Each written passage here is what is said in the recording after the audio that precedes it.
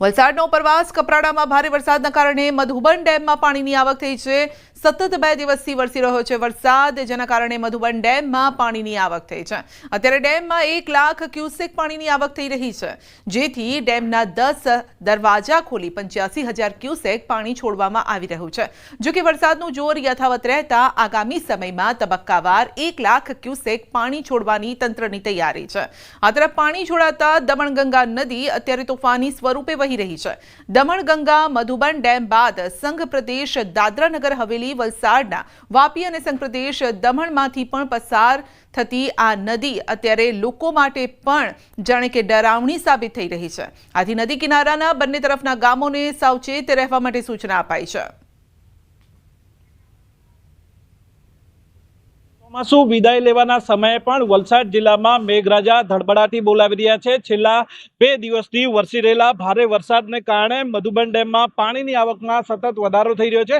મધુબન ડેમના કેચમેન્ટ વિસ્તાર એટલે કપરાડા અને મહારાષ્ટ્રના વિસ્તારમાં સતત ધોધમાર વરસાદ અને વરસાદના વધી રહેલા જોરને કારણે અત્યારે મધુબન ડેમમાં 1 લાખ ક્યુસેક પાણી છોડવામાં 1 લાખ ક્યુસેક પાણી છે એની આવક થઈ રહી છે। આથી ડેમનું રૂલ લેવલ મેન્ટેન કરવા માટે મધુબન ડેમના 10 દરવાજા ખોલવામાં આવ્યા છે અને ડેમમાંથી અત્યારે 85,000 ક્યુસેક પાણી છોડવામાં આવ્યું છે, પરંતુ આગામી સમયમાં 1 લાખ ક્યુસેક પાણી તબક્કાવાર છોડવામાં આવનાર છે। આથી અત્યારે જે દ્રશ્યો જોઈ રહ્યા છો, વાપી નજીકથી વહેતી દમણગંગા નદી અત્યારે તોફાની સ્વરૂપે વહી રહી છે। દમણગંગા નદી મધુબન ડેમ બાદ સંઘ પ્રદેશ દાદરા નગર હવેલી વલસાડ જિલ્લા અને સાથે જ સંઘ પ્રદેશ દમણમાંથી વહે છે। આથી નદી કિનારાના બંને વિસ્તાર તરફના લોકોને છે એ સાવચેત કરવામાં આવ્યા છે। આપણે જણાવી દઈએ કે મધુબન ડેમનું છે વોર્નિંગ લેવલ છે 79.86 મીટર, પરંતુ અત્યારે ડેમમાં છે પાણીની સપાટી પણ વોર્નિંગ લેવલ સુધી પહોંચી છે। આથી ડેમનું રૂલ લેવલ મેન્ટેન કરવું ખૂબ જરૂરી છે। આથી તબક્કાવાર પાણી વધારે છોડવામાં આવી રહ્યું છે। અત્યારે મધુબન ડેમમાં જે રીતે સ્થિતિ ઉદ્ભવી રહી છે અને ઉપરવાસમાં સતત ભારે વરસાદને કારણે મધુબન ડેમ અત્યારે પૂરેપૂરો 99% એટલે 99% જેટલો ભરાઈ ગયો છે। આથી ડેમમાંથી પાણી છોડવામાં આવી રહ્યું છે। આથી જે નદી કિનારાના લોકો છે તેમને સાવચેત કરાયા છે। ભરતસિંહ વાઢેર, ન્યૂઝ 18 ગુજરાતી, વાપી। ડાંગ જિલ્લામાં ધોધમાર વરસાદ, ઉપરવાસમાં વરસાદના પગલે ડોલવણમાંથી પસાર થતી અંબિકા નદીમાં ઘોડાપુર, રસ્તા ઉપર પાણી ફરી વળ્યા છે। પદમ ડુંગરી ગામે ઇકો ટુરિઝમ પાસે પાણી ફરી વળ્યા, અંબિકા નદી તોફાની બની છે। તો રસ્તા પર પાણી ફરી વળ્યા છે, લોકોની મુશ્કેલી વધી ગઈ છે, કારણ કે હજુ પણ જો વરસાદ વરસે તો લોકોની અવરજવર બંધ થઈ શકે છે। તો ડોલવણમાંથી પસાર થતી અંબિકા નદીમાં ઘોડાપુર, ખાસ કરીને જે આગાહી હતી એ આગાહીને જ અનુસરી રહ્યો છે આ વરસાદ। દક્ષિણ ગુજરાતમાં ભારે વરસાદની આગાહી હતી। આવા સમયે તંત્ર પણ એલર્ટ મોડ પર છે। તંત્રએ પણ એનડીઆરએફ, એસડીઆરએફને સ્ટેન્ડ 2 રાખ્યા છે। પૂર્ણા નદીમાં ઘોડાપુર આવ્યા છે, કેટલી જગ્યાએ ઘરની અંદર પાણી ઘૂસી ગયા છે, તો એક જગ્યાએ સ્કૂલની દિવાલ પણ ધરાશાયી થઈ હતી। આવામાં પણ 6 કલાકમાં 8.5 ઇંચ જેટલો વરસાદ વરસ્યો છે। નવસારીના ગણદેવીમાં પણ અલર્ટ આપ્યું છે, કેટલીક જગ્યાએ સ્કૂલોમાં પણ રજા જાહેર કરાઈ છે।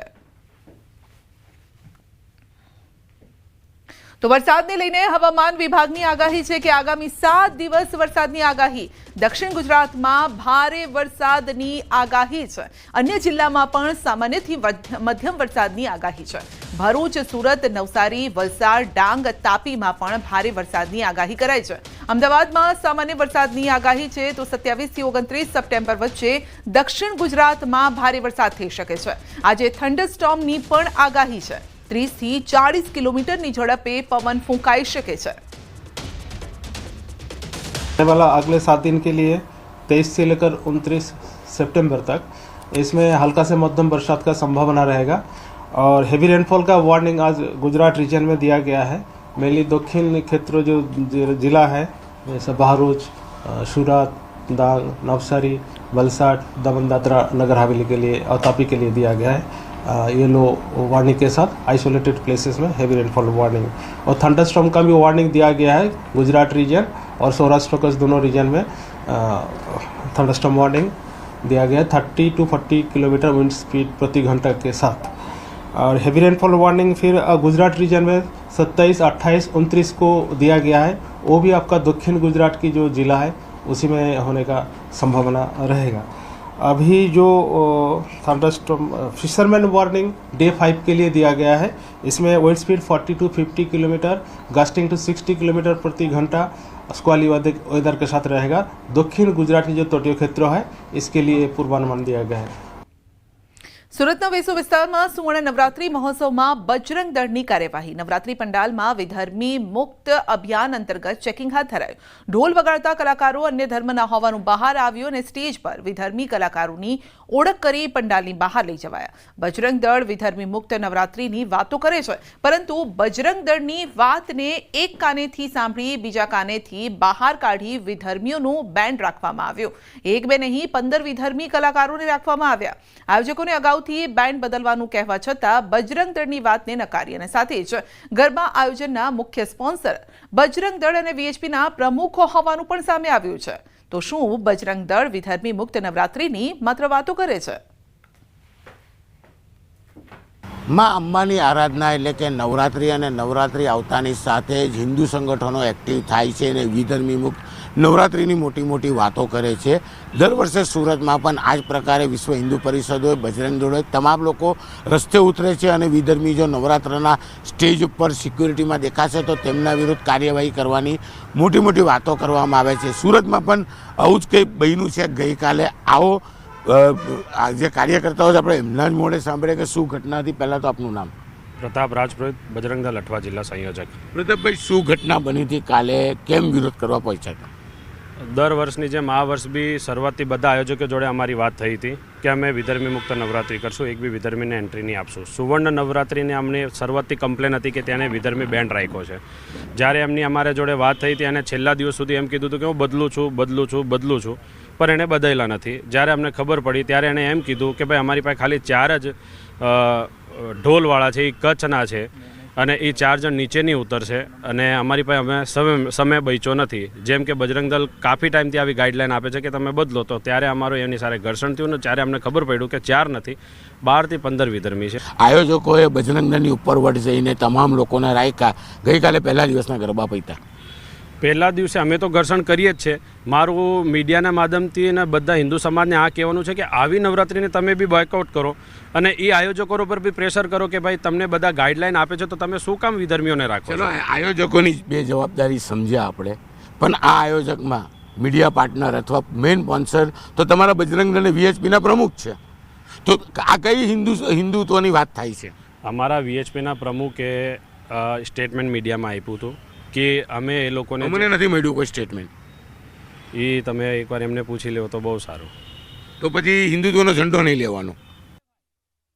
બજરંગ દળના અન્ય એક કાર્યકર્તા સાથે વાત કરતા તેમણે જણાવ્યું કે વીએચપીના અધ્યક્ષ પાર્ટનરમાં નથી, એ માત્ર સ્પોન્સરશીપમાં છે અને વિધર્મી હશે તો સ્પોન્સરશીપ પરત લઈ પૈસા નહીં આપે. બરોબર છે. જે નવરાત્રિનું આયોજન છે તમારા પ્રમુખ જ ત્યાં મેઇન સ્પોન્સર બનીને બેઠા છે, તો એને નથી ખબર? સાહેબ, મારું એ જણાવવાનું કે બજરંગ દળ હિન્દુત્વનું કામ કરે છે, પણ સાથે હિન્દુનો કયું હિન્દુત્વ? પ્રમુખ છે તે વિધર્મીઓને સપોર્ટ કરે છે. તમારી વોર્નિંગ આ વર્ષે નથી, છેલ્લા 10 વર્ષથી વોર્નિંગ હોય છે. તે છતાં આયોજકોએ વિધર્મીઓને સ્ટેજ પર લાઈન બેહાડે. 1 2 નહીં 15. અમારા વીએચપીના જે અધ્યક્ષ છે ને એ આયોજકોમાં, એ પાર્ટનરમાં નથી, એ સ્પોન્સરશિપમાં છે. સ્પોન્સરશિપને જ્યારે કોઈ એક લિસ્ટ આપવામાં નથી આવતું કે અમારી પાસે આ બેન્ડ આવશે કે આ આવશે કે તે આવશે, પણ એ લોકોએ આ સ્પોન્સરશિપ આપી છે, એ લોકોએ ધંધાકીય આપી છે. એટલે આમાં એ લોકોને જાણ ન હતી, પણ એ મીડિયાના માધ્યમથી બી જણાવ્યું છે કે ભાઈ આમાં મેં રાખ્યું છે, એમાં મને ખબર નથી અને હશે તો હું એના પૈસા નહીં આપીશ ને મારી સ્પોન્સરશિપ પાછી ખેંચીશ. બિલકુલ. આ કાર્યકર્તાઓ ગઈકાલે પહોંચીને ચોક્કસ હિન્દુત્વનું કામ આ કાર્યકર્તાઓએ કર્યું છે, વિધર્મીઓને સ્ટેજ પરથી ઉતાર્યા છે. પણ સૌથી મોટો સવાલ એ થાય છે કે નવરાત્રિ આવતા જ હિન્દુ સંગઠનો એક્ટિવ થાય છે, વિધર્મીઓ સામે મુહિમ ઉપાડે છે. પણ મુહિમનો અર્થ શું કે વોર્નિંગ આપ્યા બાદ આયોજકો વિધર્મીઓને સ્ટેજ પર વગાડવા બેસાડે છે અને હિન્દુત્વના જ આગેવાન છે તે આ સમગ્ર ગરબાના સ્પોન્સરને મીડિયા પાર્ટનર બની જાય છે. એટલે હિન્દુત્વની વાતો જ કરવી સારી લાગે છે, કામ કરવું નથી યોગ્ય. માત્ર નવરાત્રિ આવતા જ હલકી પ્રસિદ્ધિ મેળવવા હિન્દુ સંગઠનો બજારમાં રસ્તા પર ઉતરીને પ્રસિદ્ધિ મેળવતા હોય તેવું આ ઘટના પરથી સ્ફલિત થાય છે. કેમેરામેન જીગર ગુગલ સાથે કીર્તેશ પટેલ, ન્યૂઝ 18 ગુજરાતી, સુરત. તો આ તરફ વડોદરામાં અશ્લીલ હરકત કરતા યુવકો ઝડપાયા છે. ગરબા ગ્રાઉન્ડ નજીકથી ઝડપાયા છે યુવકો રસ્તા પર ઊભા રહી યુવતીઓને ગંદા ઇશારા કરતા હતા. વીએચપીના કાર્યકરોએ યુવકને ઝડપી પાડ્યા. તમામ યુવકોને પોલીસના હવાલે કર્યા છે. તો યુવકો પણ માફી માંગતા જોવા મળ્યા હતા.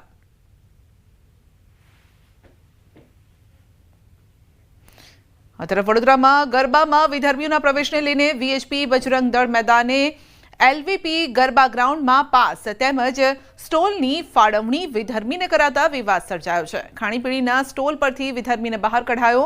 બનાવ બાદ બજરંગ દળના કાર્યકરે કહ્યું છે કે વિધર્મી મુક્ત નવરાત્રી ઉજવાશે. તો 500 થી 1000 કાર્યકરો અલગ અલગ જગ્યાએ રહેશે તહેનાત. વડોદરાના દરેક ગરબા પર તેઓ નજર રાખશે. એટલે એના માટે અમે અહીંયા ચેકિંગ કરવા માટે આવ્યા તો અમને માહિતી મળી અને આ જે સ્ટોલ રહ્યો સામે ફેન્કી ફ્રેન્ચ ફ્રાઈઝવાળો, ત્યાંથી એક વિધર્મી પકડાયો, એને ખદેડીને બહાર કાઢ્યો છે.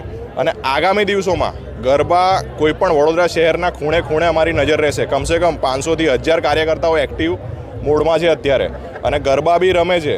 અને જે પણ વિધર્મી દેખાશે એને બજરંગ દળ એની યોગ્ય ભાષામાં, બજરંગ દળની ભાષામાં જવાબ આપશે. આ ભાઈને આપણે પકડ્યા છે.